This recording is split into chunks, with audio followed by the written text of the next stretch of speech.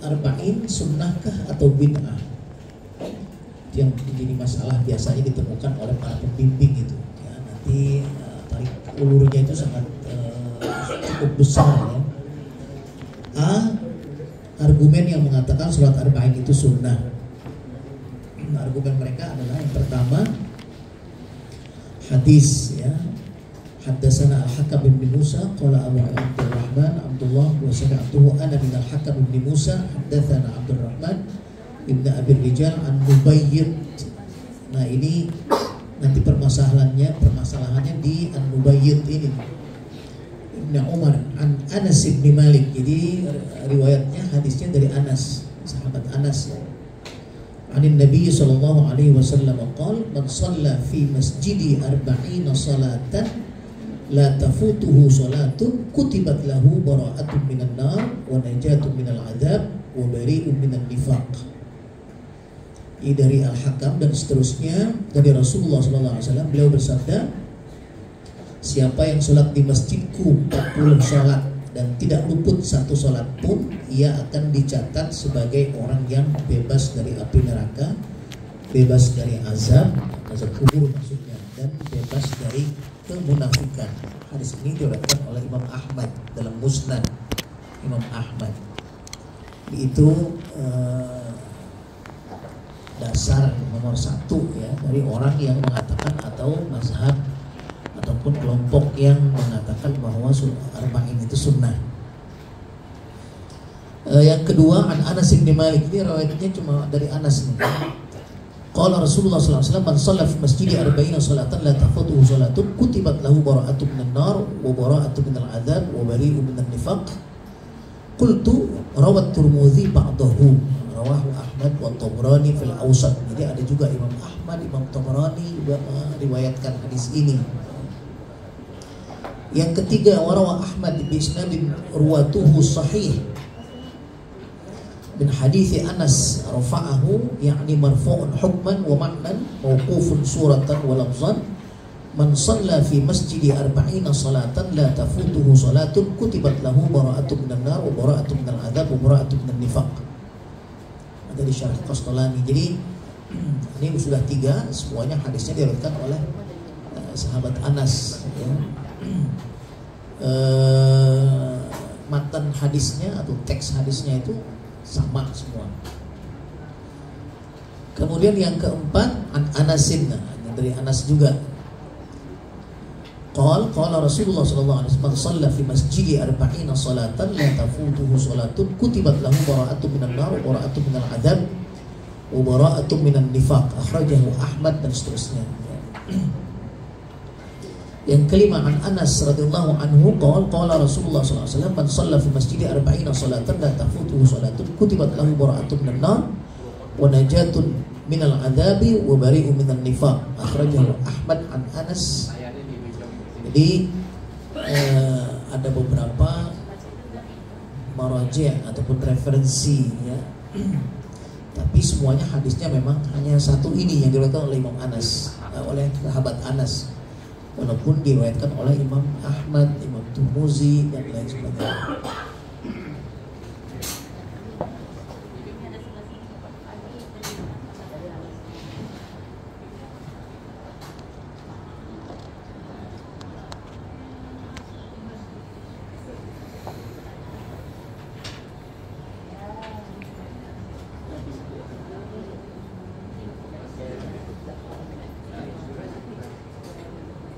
Fokus ya.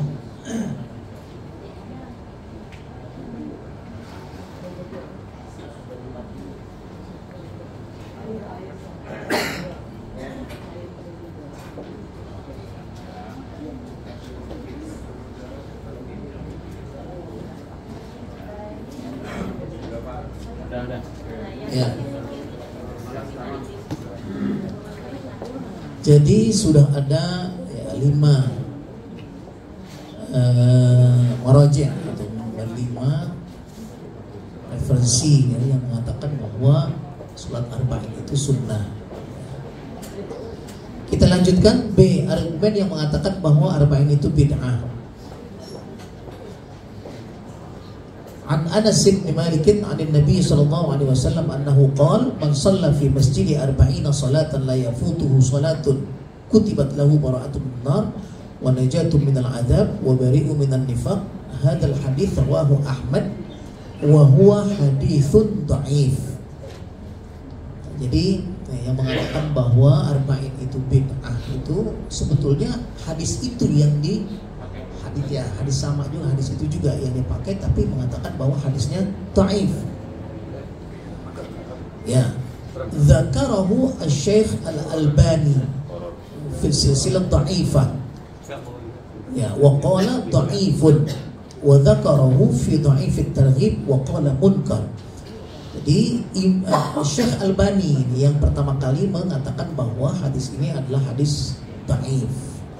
Sedangkan tadi yang 5 sumber itu mengatakan bahwa hadis ini hadis sahih. Ruwatuhu thiqat. Jadi perawinya itu thiqat semua. Jadi sebelum Syekh Albani, hampir semua ulama itu sepakat bahwa hadis itu hadis sahih. Jadi ketika Syekh Albani baru Syekh Albani yang mengatakan bahwa hadis ini adalah hadis dhaif. Bahkan beliau mengatakan munkar. Ya. Wa dzakara al-Albani fi kitabih Hujjatun Nabi sallallahu alaihi wasallam safha 185 anna man badda'a ziyarat anna min bid'i ziyaratil Madinatil Nabawiyah. Di antara bid'ah ziarah di Madinah itu iltizamu zuwaril Madinatil iqamata fiha usbu'an. Ya, orang-orang yang memaksakan diri untuk selama 1 minggu, 1 pekan, ya, berada di Madinah, hatta yatamakkalu min as-salati fil Masjidin Nabawi 40 salatan, sehingga mereka bisa melaksanakan 40 ya salat fardu di dalam itu. Menurut beliau itu adalah bid'ah. Lituktaba lahum bara'atun minan nar wa bara'atun minan nar, agar ya terbebas dari api neraka dan dari nifaq, ya, dan seterusnya. Kemudian waqala Syekh Ibnu Baz, ya, bin Baz, beliau mengatakan amma ma sya'a bainan nasi min anna az-za'ira yuqimu 8 ayamin hatta yusalliya 40 salatan fa hadha wa in kana qad ruwiya fi ba'd al-ahadith anna man shalla fihi 40 salatan kataba Allahu lahu bara'atan minan nar wa bara'atan minan nifaq illa annahu hadithun dha'ifun 'inda ahli at-tahqiq la taqumu bihi al-hujjatu wa la yu'tamadu 'alayhi. Kata Ibn Baz, ya, bin Baz, wa ziyaratu laisa laha haddun mahdudun. Beliau mengatakan bahwa ziarah di sana itu di Masjid Nabawi itu tidak ada batasnya, nggak perlu harus dibatasi 40 sholatnya, tidak perlu dibatasi 1 pekan di sana. Wa idza zaraha sa'atan aw sa'ataini aw yawman aw yawmaini aw aktsara min dzalika fala ba'sa. Jadi kalau ada yang mau ziarah cuma 1 hari, cuma 1 jam, cuma 2 jam, mau seminggu, mau sebulan, enggak apa-apa. Jadi tidak perlu harus dibatasi 1 pekan agar mendapat 40 sholat. Beliau mengatakan demikian.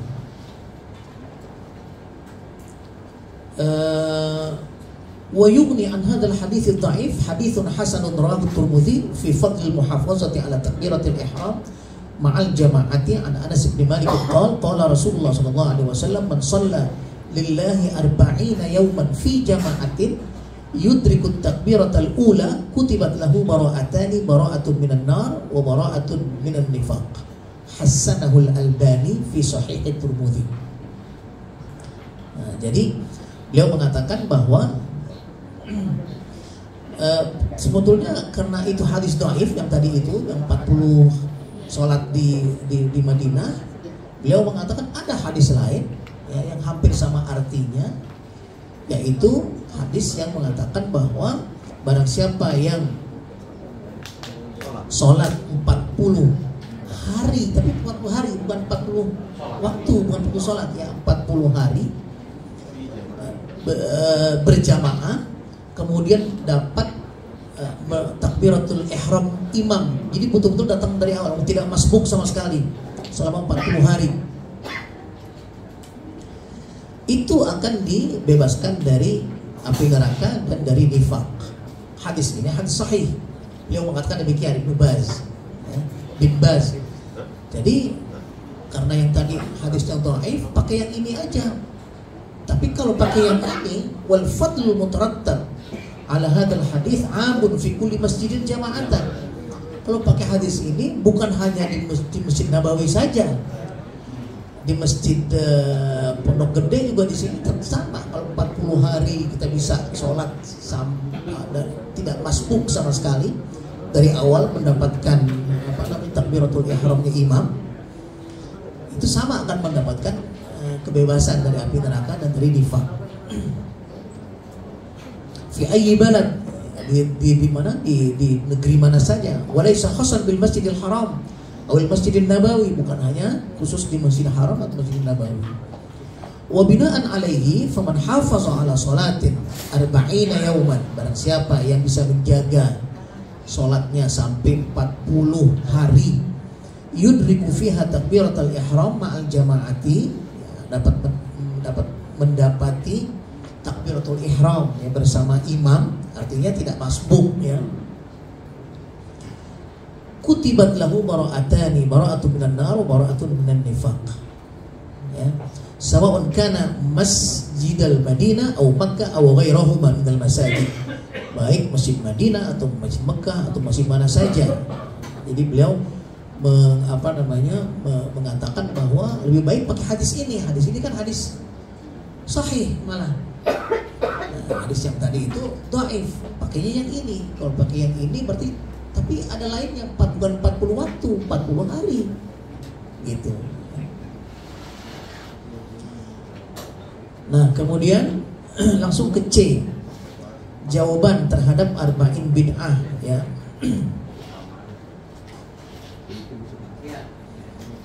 Ini ada saya dapat dari orang Saudi juga. Jadi sekarang yang menjawab juga dari Ibnu Baz dan Syekh Albani ini ada Dr. Aid Ar-Raddad.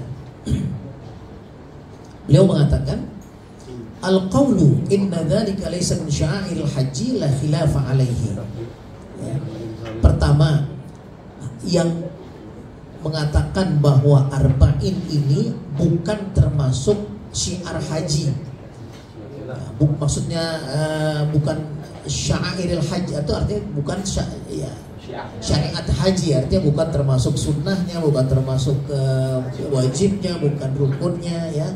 Itulah khilafa alaihi, tidak ada khilaf. Artinya ya kita sepakatlah bahwa arba'in itu sebetulnya memang bukan termasuk dari runtunan nusuk haji ya, manasik haji, bukan. Walau husiral mawdu' fi dzalika lakana maqbulan. Kalau hanya sekedar itu saja kita bisa terima lah. Ya. Amma an tubda'a salatu arba'ina fardhan mutawaliyatan fil Masjidin Nabawi fa hadza kalamun mardud. Nah, jadi Dr. Aid ini mengatakan bahwa tapi kalau orang membid'ahkan 40 salat ya secara berturut-turut di Masjidin Nabawi, maka ini ya tertolak. Wa khilafun nas, artinya bertentangan dengan nas, dengan hadis yang tadi yang pertama ya. Wa tabdi'un li amalin salih, berarti membid'ahkan satu amal soleh. Karena salat 40 itu menurut beliau sendiri adalah amal soleh. Oke lah, kita anggap dia bukan termasuk dari manasik haji misalnya, karena sekedar sholat ya. Tidak ada hubungannya dengan hajinya sah atau tidak, gitu maksudnya ya. Yang kedua, al-qawlu indal mawdu' alam yarid fi sunnati ghairu sahih fal mawdu' warada fi kutubil hadits syarif ya. Yang mengatakan bahwa masalah ini tidak ada di dalam sunnah, maksudnya tidak dalam di kitab-kitab hadis ya. Ini salah juga. Warada fi kutubul hadis, ada di dalam kitab-kitab hadis. Warada hadis fi musnad Ahmad, di musnad Imam Ahmad ada, ya. Wa ghairihi. Wa man arada dzalika falyarji' ila lima sanuriduhu min kutubil hadis fi ma ba'du. Nassul hadits an-nabawi hawla dzalika kama rawahu Anas bin Malik fi riwayat Ahmad, man shalla fi masjid 40 salatan la yafutuhu salatun kutibat lahu bara'atun minan nar wa najatun minan adzab wa bari'un minan nifaq. Jadi artinya mengatakan ini adalah bid'ah juga enggak benar juga. Bahwa mengatakan ini adalah tidak ada di dalam kitab-kitab hadis tidak benar juga. Karena ternyata ada, yaitu di Musnad Imam Ahmad. Musnad Imam Ahmad itu kan ya termasuk masanid atau musnad kutubus sittah yang mu'tabarah, yang diakui oleh para ulama. Yang nomor 3, dha'afa asy-Syaikh Al-Albani hadzal haditsa min jihataini. Oke lah, kita lihat siapa Syekh Albani yang tadi mengatakan bahwa hadis ini hadis dhaif, ya. Itu dari dua sisi beliau mendhaifkannya. Yang pertama, jahalatu Nubaytin Ibni Umar Ar-Rawi an Anas. Jadi Syekh Albani mengatakan hadis ini hadis dhaif yang tadi itu, ya, yang diriwayatkan oleh Anas itu. Alasannya pertama karena di situ perawi yang namanya Nubayt, ya, Nubayt dari Anas. Wa mughayaratuhu li hadits Anas al-akhar fi fasli idrak takbirat ulama al-jamaah. Yang kedua, alasan Imam Albani itu mengatakan bahwa hadis ini bertentangan dengan hadis, ya, yang diambil tadi, yang sahih itu, bahwa 40-nya bukan 40 hari, bukan 40 waktu, tapi 40-nya 40 hari. Nah, hadis yang 40 hari ini menurut Syekh Albani ini hadis sahih. Hadis yang tadi itu 40 waktu, bertentangan dong. Nggak mungkin hadis itu bertentangan, gitu maksud beliau, ya. Jadi mengatakan bahwa berarti ini hadisnya hadis dhaif menurut Syekh Albani.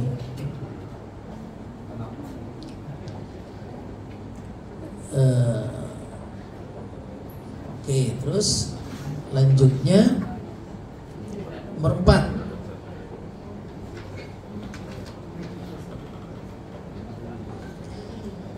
Ini ada orang dari Saudi juga nih, ya, yang tidak setuju dengan pendapat Bin Baz ataupun Al-Albani. Wa qad tataba Syekh Hamad Ibn Muhammad Al-Ansari takhrij Syekh Al-Albani as-sabiq fi risalatin matbu'atin hawla hadzal hadits sammaha raf'ul ishtibah an hadits man shalla fi masjid 40 shalah. Kemudian Syekh Hamad Ibn Muhammad Al-Ansari, ya, beliau coba nih meneliti tentang Nubayt tadi itu, yang kata Syekh Albani dia orangnya tidak kuat, jadi dhaif hadisnya, tidak siqat, ya. Nah, diteliti oleh Syekh Hamad. Wa qad rafa'a fiha an Nubayt jahalatal aini wa jahalatal hal. Nah, Syekh Hamad ini bisa menelusuri Nubayt ini. Dia tidak jahalatul ain dan tidak juga jahalatul hal. Artinya orangnya dikenal dan termasuk thiqah ternyata, gitu menurut Syekh Hamad tersebut. Iya, tidak juga jahalatul hal. Keadaannya tidak diketahui. Ada terjemahnya, gitu. Mubayyinan anal istidlal bil mughayarah fi hadhihi fi ghairi mahallihi. Sambil beliau mengatakan, kalau mengatakan juga bahwa hadis ini berlainan dengan hadis yang tadi yang sahih yang 40 hari tersebut, itu analog ataupun kias yang tidak sama. Yang ini kan hari, yang itu kan tadi waktu, ya. Bisa jadi dua-duanya hadisnya hadis sahih, gitu maksudnya. Yang satu kan hadisnya 40 waktu, 40 waktunya di Masjid Nabawi. Ya, Masjid Nabawi ini 1000 sekali sholat, ya kan? Sedangkan hadis yang satunya lagi 40 hari, iya, di mana saja, di Pondok Gede juga ada boleh gitu. Kan lain. Artinya dua ini jangan dijadikan alasan bahwa hadis ini bertentangan gitu menurut Syekh Ahmad ya.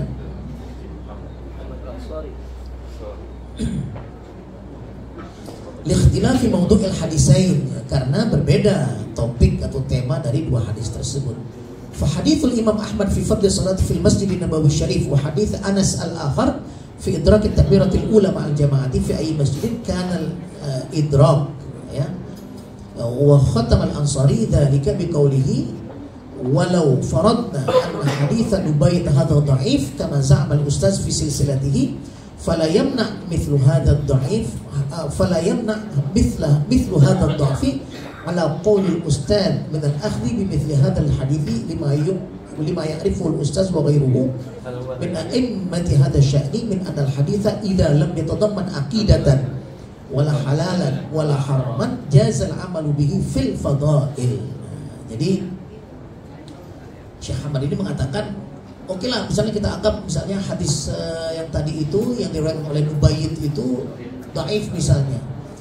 Tapi ya para ulama kan sepakat kalau yang tidak mengandung akidah, tidak mengandung halal haram ya, tapi adalah hadisnya mengandung sugesti untuk memperbanyak amal ya, jadi fadhailul amal itu kan boleh diterima. Nah, gitu maksudnya.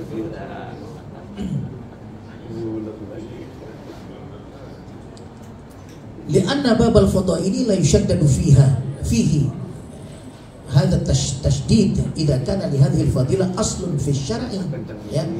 Jadi karena fadail seperti ini tidak perlu harus terlalu dipermasalahkan selama ada aslus syar'inya, ada asal syariatnya ya. Ka hadits Abi Hurairah al-muttafaq alaihi anna Nabiy sallallahu alaihi wasallam qala salatun fi masjidi hadha khairun min alfi salatin fi ma siwahu illa al-masjidil haram. Nah, jadi kalau kita cari lagi usul-usul syara'nya ada bahwa salat di Masjid Nabawi itu lebih pahalanya lebih banyak daripada salat di tempat lain. Maka ketika ada hadis yang walaupun dalam tanda petik ya ada yang mengatakan itu dhaif, tapi ada hadis yang mengatakan di sana lebih banyak pahalanya, itu bisa saja kita ambil hadis tersebut. Gitu. Kemudian yang nomor 5 ada lagi nih, ya dari Syekh Saleh Ar-Rifai. Sengaja saya ambil dari orang Saudi semua nih, yang juga ya tidak setuju dengan bid'ahnya salat arba'in tersebut. Anwana Dr. Saleh Ar-Rifai li hadzal hadits fi kitabih al-ahadits al-waridah fi fadail al-Madinah bi unwan ma warada fi ajri man shalla fi al-Masjid an-Nabawi 40 salatan mutatabi'atan wa awrada kutub al-hadits allati warada fiha wa yufhamu min siyaqi kalamihi annahu yurajjihu ra'y Syekh Al-Albani wa illam yusarrih bidzalik. Ya, beliau Syekh Saleh Ar-Rifai ini ya sebetulnya memaparkan ada hadis, ada kitab-kitab lain yang meriwayatkan hadis ini, banyak juga riwayatnya sebetulnya. Jadi kalau dikatakan ini hadis dhaif atau hadis ahad misalnya, itu ya tidak sampai segitunya lah, karena banyak sekali yang meriwayatkan hadis ini sebetulnya ya di kitab-kitab. Namun beliau tetap masih mendukung pendapat Al-Albani ya. Artinya ini ya masih mendukung Albani ya. Amma Dr. Khalil Khatir fi kitabihi Fadailul Madinah Al-Munawwarah fa'anwana lahu bi'unwan thawabu man shalla fihi 40 salatan muttasilatan wa awrada kutub al-hadits allati warada fiha wa yattadihu min siyaqi kalamihi annahu lam yudha'if fil hadits. Sedangkan Dr. Khalil Khatir beliau juga ya, membuat kitab atau menulis kitab khusus tentang sholat arba'in ini, dan beliau mengatakan bahwa hadis tersebut tidak dhaif karena banyak ya, referensinya lah dari kitab-kitab hadis tersebut.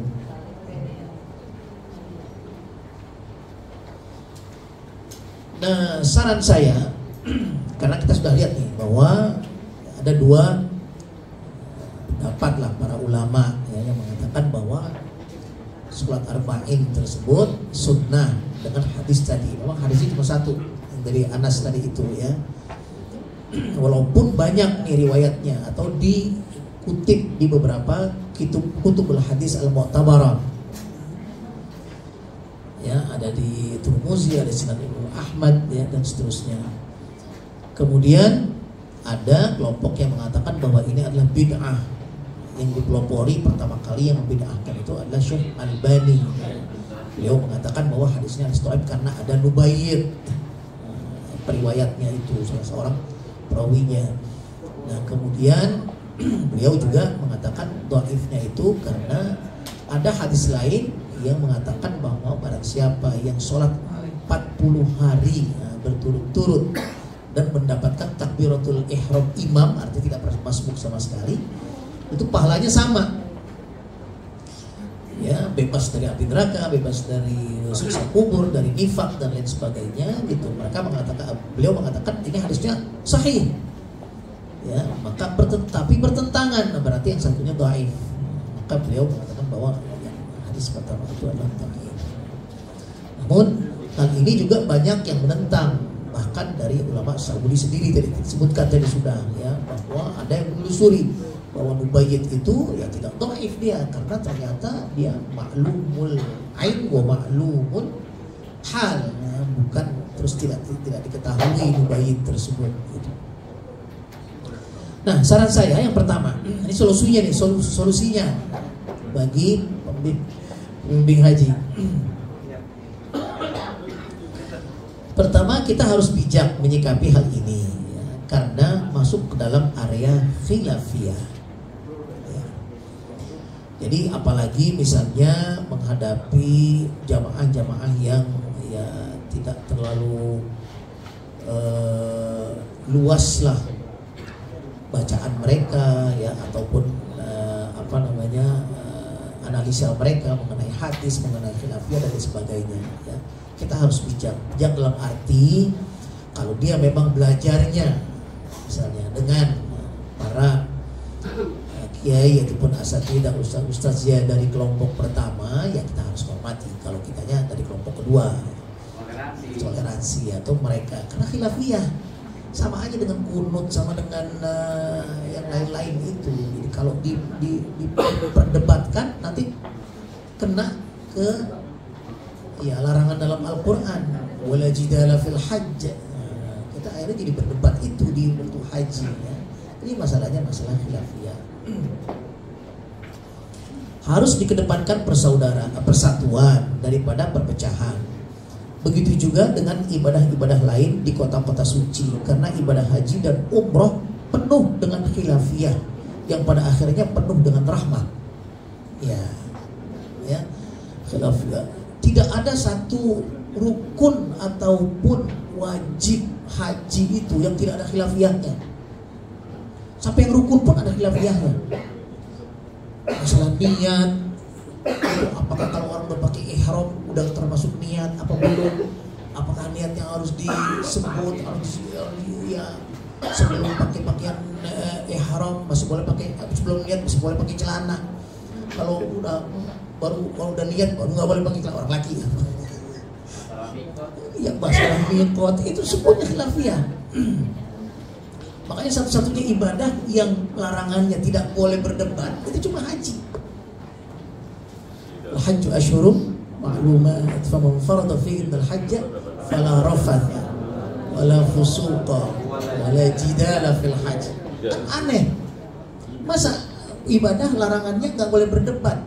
Aneh. Kenapa emang semuanya tuh dari yang rukunnya saja itu khilafiyah, banyaknya khilafiyah. Sampai rukun boleh dibadalin apa enggak? Ya kan? Rukun tawaf nggak boleh dibadalkan apa tidak? Itu khilaf itu. Ya, orang nggak tawaf sama sekali, sakit ya, karena sakit uzur tapi ya. Boleh nggak dibadalkan gitu kan? Itu khilaf. So, jumhur ulama kata tidak boleh. Tapi ada makhrajnya, ada salah satu ulama yang mengatakan bahwa ya boleh.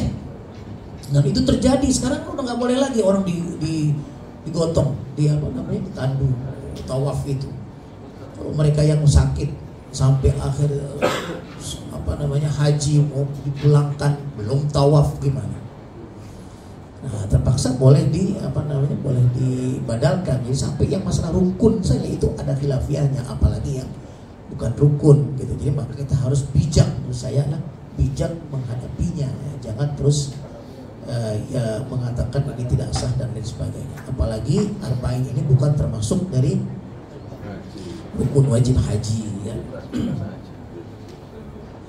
Yang kedua, kita berterima kasih kepada pemerintah yang telah memberi kesempatan untuk melaksanakan arba'in ini. Banyak dari negara lain itu yang tidak punya arba'in itu akhirnya ketemu hadis ini nyesal sekali, mereka nggak bisa sampai arba'in, di mana pemerintah kita itu betul-betul mengkhususkan arba'in di mana di Madinah itu, ya, walaupun dengan susah payah. Saya pernah jadi kepala bidang haji di Jeddah, ya. Itu kalau giliran arba'in itu selalu berantem dengan yang punya hotel, hotel. Kalau di Madinah kan hotel itu. Karena kadang-kadang jamaah harus sudah berangkat, harus sudah masuk ke mobil padahal baru 39. Kurang satu. Iya. Contohnya yang ke-40-nya dapat maghrib misalnya. Sedangkan maghrib itu sudah harus berangkat jamaah karena jam 8 malam ataupun jam 9 kalau nggak salah. Itu udah nggak boleh keluar Madinah mobil-mobil itu. Jadi kalau maghrib jamaah masih ada di masjid, itu untuk bisa masuk ke mobilnya saja itu lama sekali. Jamaah itu belum yang nyasar, belum apa segala macam. Sementara mobil udah harus keluar dari Madinah sebelum jam 9 misalnya. Itu atau misalnya yang 40 nih baru 39 siang zuhur atau asar begitu, mereka masih mau ke masjid lagi, tapi jemaah yang baru udah datang nih, udah mau masuk ke situ itu, ya. Maka pemerintah mengusahakan itu sebetulnya ada spare waktu dikasih. Mungkin panitia haji ya lebih tahu lah cara hitung-hitungnya. Saya nggak bisa ngitungnya. Ya. Bagi yang yakin ini adalah sunnah, alhamdulillah. Namun bagi yang tidak, ambillah hadis lain yang menjanjikan pahala yang besar dalam pelaksanaan sholat di Masjid Nabawi sampai 1000 kali lipat. Nah, itu maksudnya, ya. Bagi yang yakin ini sunnah, ya, silahkan 40-nya dilengkapi sampai 40, ya, kecuali ya, ibu misalnya yang ada uzur dan lain sebagainya. Tapi yang tidak yakin ini sebagai sunnah jangan mengatakan bid'ah, maksud saya begitu. Ya, artinya ambillah hadis lain yang mengatakan bahwa sholat di sini pahalanya besar 1000 kali. Manfaatkan ini yang dapat 40, kan lumayan 40.000 dapatnya. Jadi dua kelompok ini harus sama-sama saling toleransi. Ini toleransi ya, dalam agama, ya. Yang ketiga, saran saya taati semua ketentuan-ketentuan yang telah ditetapkan oleh panitia penyelenggara ibadah haji, baik dari pemerintah RI atau dari pemerintah Saudi yang merupakan tuan rumah di mana kedua tanah suci berada, ya. Jadi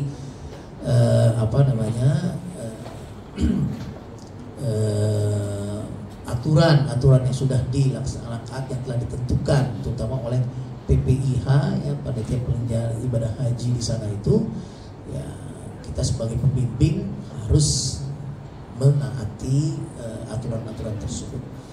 Ada yang perlu saya garis bawahi bahwa aturan di Saudi itu memang sudah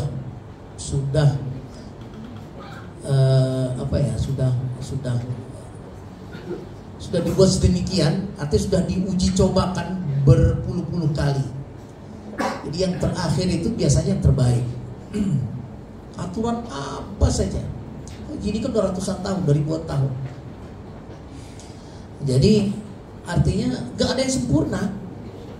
yang sempurna banget itu semuanya orang menerima itu tidak ada aturan dalam haji, baik aturan Saudinya ataupun aturan Indonesianya. Itu harus dicamkan. Artinya ya kita ambil selalu yang terbaik, bukan yang peraturan yang pasti yang nggak ada yang sempurna, nggak ada yang sempurna. Saya selalu mengatakan kepada jemaah haji itu bahwa ya, perjalanan ibadah haji ini adalah serba darurat, apa aja saja darurat, nggak ada yang normal. Pesawatnya darurat, sampai di imigrasi darurat, terus sampai kamar mandi darurat, makan darurat, hotel darurat, walaupun yang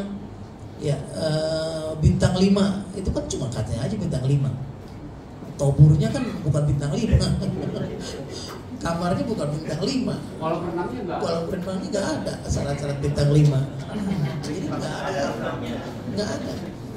Makanan sesempurna apapun makanan di sana nggak akan sempurna, tidak normal.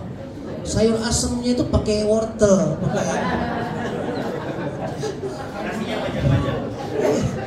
nasinya panjang-panjang, nggak ada yang normal. Tidur kita apa normal di sana? Tidak normal. Semua tidak ada yang normal. Makanya aturannya pun nggak bisa normal, nggak bisa. Nanti kalau di Arafah Mina itu aturan makan box apa prasmanan itu ratusan kali dipulang itu. Dua-duanya pasti ada kekurangannya. Dua-duanya tidak ada yang normal. Mau pakai box pasti ada apa kekurangannya, basi. Ya, pasti ada basi kalau pakai box itu. Pakai prasmanan antrinya, Masya Allah, dan ngambilnya ini kadang-kadang duluan ngambil buat ibunya lagi ngambil, tapi nggak kebagian yang ke belakang. Pokoknya nggak akan ada yang normal. Tidur tidak, bus tidak normal, semua tidak ada yang normal. Jadi aturan-aturannya pun itu pasti ya tidak ada yang sempurna. Ya, nah oleh karena itu maka ini harus difahami dan harus menjadi bekal kita sebagai pembimbing haji. Fala rafatha wala fusuqa wala jidala fil hajj. Redam seredam-redamnya jidal-jidal tersebut, terutama mengenai aturan-aturan itu. Ya. Itulah sedikit mengenai arba'in. Ya, kemudian nanti yang untuk ziarah saya kira kita sudah tahu. Ada juga materinya nanti akan dibagikan. Ada sedikit beberapa etika saja yang ingin saya pesankan kepada para pembimbing, nanti diteruskan kepada jemaah ya. Beberapa adab ya ziarah dan ke tanah suci. Pertama, mandi dan bersuci serta memakai wewangian dan baju yang baik, sopan dan penuh tawadhu, terutama ziarah ke masjid-masjid. Ini maksudnya adalah pakaian yang sopannya itu gitu. Itu kadang-kadang ya nggak tahu ya banyak apa enggak. Kita tahu sendirilah, misalnya ada ibu-ibu yang pakaiannya terlalu vulgar, terlalu macet, terlalu banyak lah ya. Itu di pasar seng, di pasar apa segala macam itu orang-orang Arab itu senang sekali dia. Ya. Jadi kita tidak hanya melihat bahwa itu adalah orang Arabnya, tapi juga kita melihat kesucian dari tanah suci itu sendiri, kesucian dari masjid itu sendiri. Bapak-bapak ada pakai kaos doang misalnya, pakai apa celananya yang ya yang apa namanya itu yang batik doang itu, atau putih tapinya itu ya menutup aurat sih, nggak apa-apa, cuma kan ya tidak sopan lah, tidak adab lah dengan apa yang kita ziarahi tersebut. Di situ ada Rasulullah SAW di Masjid Nabawi. Ya. Jadi maksudnya itu, atau wewangiannya juga ya kita tahulah bahwa bukan berarti tidak boleh pakai minyak wangi, tapi pakailah minyak wangi yang untuk wanita ya terutama gitu misalnya, jangan terlalu ya dan lain sebagainya. Berlebihan itu selalu tidak baik, apapun itu pun tidak baik. 50 meter masih bau.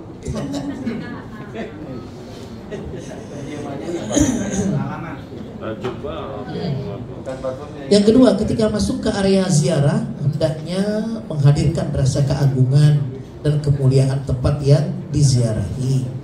Karena Mekah dan Madinah adalah tempat yang mulia di atas bumi. Para ulama ada yang berpendapat bahwa Mekah lebih mulia dari Madinah karena ada Ka'bahnya dan Masjidil Haram. Sementara ada yang berpendapat bahwa Madinah lebih mulia karena ada Rasulullah SAW sebagai makhluk yang termulia di sisi Allah Subhanahu wa taala. Artinya betul-betul kita ziarah itu benar-benar menghadirkan tawadhu, khudu' ya kepada Allah Subhanahu wa taala, meresapi ya ziarah kita tersebut. Jangan malah jadi rame-rame selfie, jangan jadi hilang khusyuknya dalam ziarah tersebut. Ketika masuk ke Masjid Nabawi agar menghadirkan rasa bahwa kita sedang bertamu dan bertemu dengan Rasulullah SAW. Bahkan seakan-akan kita melihat beliau, apalagi ketika berziarah ke makam beliau ya, jangan sibuk dengan selfie atau bervideo ria. Namun penuhi dengan sholawat, salam, zikir dan doa selama ziarah. Al-Qadhi Iyad mengatakan wajib hukumnya menghormati dan mengagungkan Rasulullah SAW sesudah wafat beliau seperti halnya di masa hidup beliau, karena para nabi itu hidup di dalam hidup mereka. Jadi artinya terutama waktu ziarah pada Rasulullah SAW betul-betul kita bersalawat, betul-betul berdoa di raudhah dan sebagainya ya. Jangan sibuk dengan bervideo dan lain sebagainya. Itu kadang-kadang malah askar itu kita bilang haram ya. Haram. Maksudnya haram itu ya mungkin bisa dua-duanya, haram di artinya dilarang, pokoknya haram juga haram karena ya bukan tempatnya lah. 4. Perlu menghadirkan rasa bahwa setiap jengkal tanah di kedua kota suci itu punya sejarah yang sangat agung, dan di setiap jengkal tanahnya ada bekas-bekas telapak Rasulullah SAW dan para sahabat. Ya. Imam Malik pernah berkata, aku malu kepada Allah Subhanahu Wa Taala dengan menginjakkan kaki kudaku ke tanah yang ada di atasnya bekas telapak Rasulullah SAW. Imam Malik itu kalau masuk ke Madinah itu dia turun dari kudanya atau dari ontanya. Beliau menampak jalan karena itu dia bertemu dengan telapak bekas telapak Rasulullah SAW, telapak para sahabat ya, itu di situ adanya Mekah dan Madinah itu bukan mainnya. Jadi apalagi ya kita berbuat sesuatu yang tidak etis lah di situ ya, di mana di tanah-tanah suci tersebut. Merokok, angkat kaki sambil minum syai ada ya, tidak etis di situ.